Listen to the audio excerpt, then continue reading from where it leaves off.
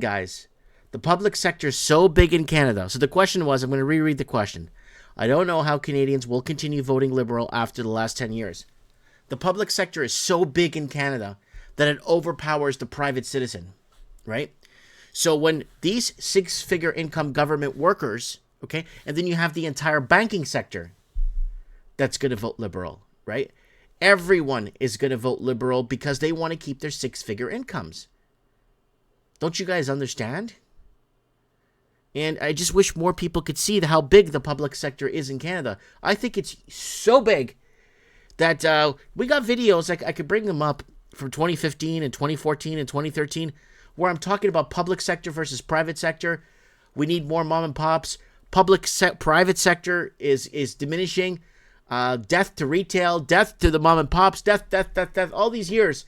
Because the government basically wants control. Once you work for the government, once you get that six-figure gravy income job, and the best part is you don't even know what the hell you're doing for the government, and you're making six-figure incomes. That's the one that baffles me. And that's why they're going to vote Liberal, because they need to keep this going. A lot of people purchased $1-2 million homes that are worth 40 grand in Florida. The same house in Florida, I shit you not, is worth 40 grand. But they pay $2 million in Canada for the same house. Yeah, we've made comparison side-by-side videos that people are doing nowadays. I don't know why. When it mattered, we were doing it 10 years ago when it mattered.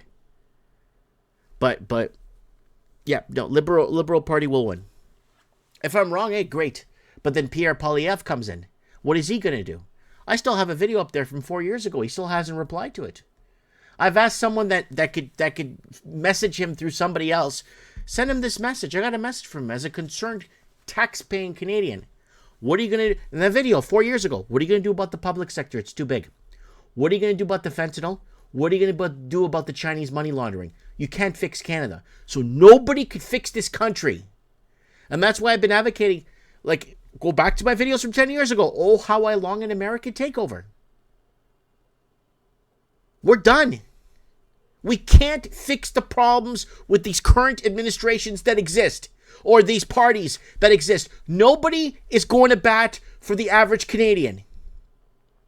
The entire banking sector, from coast to coast, they were given memos. Somebody messaged me earlier. They were given memos. Some of the biggest banks in Canada were given memos in 2014 to 2018 that you could not hire Canadian citizens. You can't hire Caucasian, European expansion Canadian citizens. That's why when you go to a bank across Canada, anywhere, Thunder Bay, Burlington, Ontario, Oshawa, Ontario, Vancouver, you don't see a single Canadian in there. There's not a single Canadian. It's either Chinese nationals, Hindu nationals, Pakistani nationals. You don't have a single Canadian. Oh, I'm a Canadian. No, you're not. What, because you have a piece of paper that says you're Canadian? You're not Canadian. Okay? I got detention in grade 3 in Miss Leo's class for saying I was a Canadian. You know, you're Portuguese. You can't say that. I got detention. I got recess detention for saying I was Canadian. Employment jobs I was at, they were telling me, you can't say you're Canadian. You're not Canadian. You're not allowed to say that. I got fired from jobs because they found out I was Portuguese. So you got these people that come in after and say, I'm Canadian. No, you're not Canadian.